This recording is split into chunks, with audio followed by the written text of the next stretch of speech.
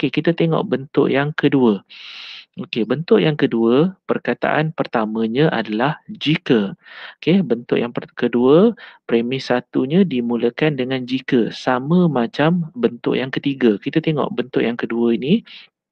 Okey, kita kembali semula tadi supaya cikgu nak kamu nampak apakah beza sebab semua tu dah senang tengok untuk bentuk yang pertama. Okey, untuk bentuk yang kedua, premis satunya sama. Tetapi untuk premis dua, bentuk yang kedua, dia dimulakan dengan P. Dia akan ambil maklumat daripada P.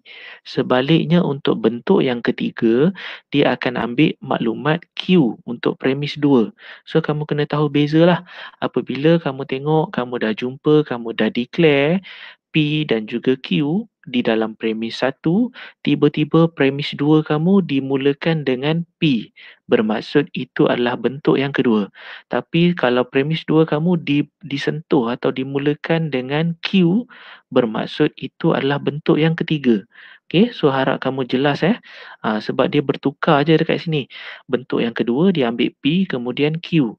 Bentuk yang ketiga dia ambil Q kemudian P. Yang dalam tu nantilah cikgu terangkan. Okey, bukan tiba-tiba ada bukan, so tak apa, tak ada masalah. Okey, so cikgu harap kamu boleh faham ataupun dapat membezakan di antara bentuk dua dan bentuk tiga. Okey, dia punya perbezaan adalah premis dua dan juga kesimpulan. Okey, kita beralih kepada contoh bentuk yang kedua. Okey, bentuk yang kedua, premis satunya adalah jika P maka Q. Okey, so dekat sini perkataan kamu ialah jika, kemudian ada ayat, okey, ada pernyataan, kemudian kita koma dan diikuti dengan maka. So bermaksud W lebih kecil daripada 9 ini adalah P. Okey, selepas perkataan maka W lebih kecil daripada 19. Okey, W lebih kecil daripada 19, itulah kamu punya Q. Bermaksud ini adalah P kamu, so ini adalah Q. Seharusnya untuk bentuk yang kedua, dia akan sebut P dahulu pada premis yang kedua. Okey, so dia akan ambil P dahulu. Bermaksud P kamu dekat sini W lebih kecil daripada 9. Cuma W kamu telah digantikan dengan sesuatu nilai supaya dia menjadi benar. Okey, so kamu kalau ikutkan bentuk soalan dia dah bagi nilai 4 lebih kecil daripada 9. So premis 2 kamu dia akan ambil daripada P di atas.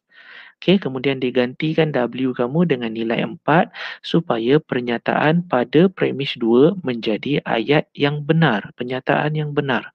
Okey, kemudian 4 ini akan digunakan lagi sekali dalam kesimpulan, okey, dengan mengambil kira Q kamu pula. Okey, so 4 ini seharusnya telah menggantikan nilai W. So sekali lagi W kamu untuk kesimpulan akan digantikan dengan nilai 4. So 4 lebih kecil daripada 19 supaya dia menjadi pernyataan yang benar untuk kesimpulan.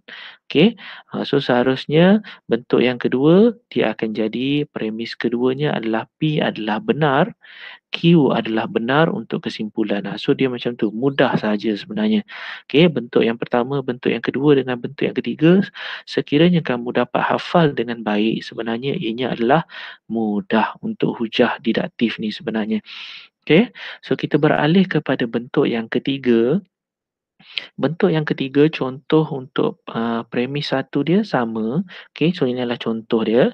So premis satu masih lagi dimulakan dengan jika. Okey, so bla bla bla, ada ayat di dalam dia, ada pernyataan di dalamnya, kemudian dia akan ada koma dan juga ada perkataan maka. Bermaksud X nombor genap kamu ini adalah P. Okey, 3X nombor genap itu adalah Q.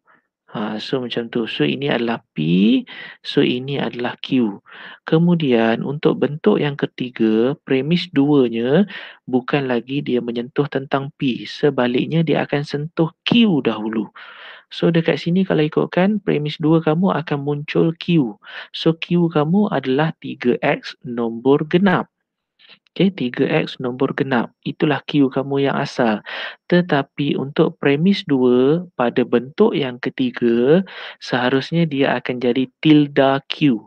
Bukan ni kan kamu dah belajar minggu lepas, iaitu bukan itu muncul dalam tilde ataupun penafian. Okey, so seharusnya premis 2 kamu ini akan ada tilde Q. Okey, so kalau ikutkan dekat sini sebab itu dia muncul perkataan bukan, yang mana asalnya dia 3x nombor genap. Sebaliknya untuk premis 2 dia akan muncul 3x bukan nombor genap. Okey, bermaksud dia akan menjadi tilde Q. Okey, dan untuk kesimpulan seharusnya dia akan menyentuh tentang P dan dia akan menjadi tilde P. Bermaksud dia akan ada perkataan bukan mahupun perkataan tidak. Tapi dekat sini dia pakai bukanlah. Bermaksud penafian untuk P.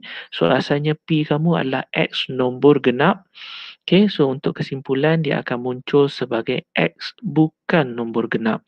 So kalau ikutkan bentuk yang kedua, bentuk yang ketiga, kamu boleh cam bentuk yang ketiga sekiranya ada dalam premis 2 dia, dalam kesimpulan dia ada perkataan bukan ataupun ada perkataan tidak.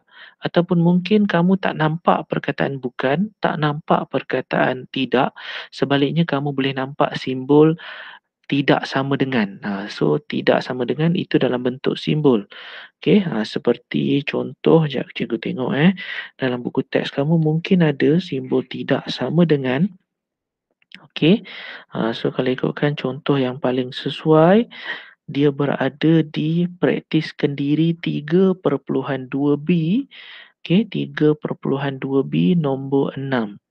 Okey, 3.2b nombor 6, kamu boleh tengok sendiri di dalam premis 2 ada simbol tidak sama dengan. So tidak sama dengan itu, simbol tidak itulah bermaksud bentuk yang ketiga. So dia macam itulah. Tak apa, nanti kamu tengok sendiri pada praktis kendiri 3.2b muka surat 77 nombor 6. Pada premis 2, dia menggunakan simbol tidak sama dengan. Okey, so itu bermaksud bentuk yang ketiga lah. Okey, so untuk hujah didaktif, dia ada 3 bentuk. So 3-3 bentuk kamu kena hafal dengan baik supaya dapat menjawab setiap soalan hujah. Okey, hujah didaktif. Okey, so ini adalah latihan untuk kamu. Okey, praktiskan diri 3.2C. Okey, muka surat 79 dan juga muka surat 80. So kalau kamu sendiri boleh tengok dekat sini. Kamu tengok untuk soalan nombor 1 dia suruh kamu isikan tempat kosong bagi kesimpulan. So inilah bentuk-bentuk soalan yang melibatkan hujah ini sebenarnya. Sebelum-sebelum ini silibus KBSM pun macam ni lah bentuk dia. Dia suruh kamu lengkapkan kesimpulan mahupun premis 2 ataupun premis 1. Kebiasaannya premis 2 atau kesimpulan lah. Okay. So kalau kamu tengok dekat sini nombor 1 kamu dia suruh lengkapkan kesimpulan. Okay, supaya dia menjadi hujah didaktif yang sah dan munasabah. So nak tahu dia hujah yang munasabah, sah dan munasabah, seharusnya dia akan mengikut ketiga-tiga bentuk lah.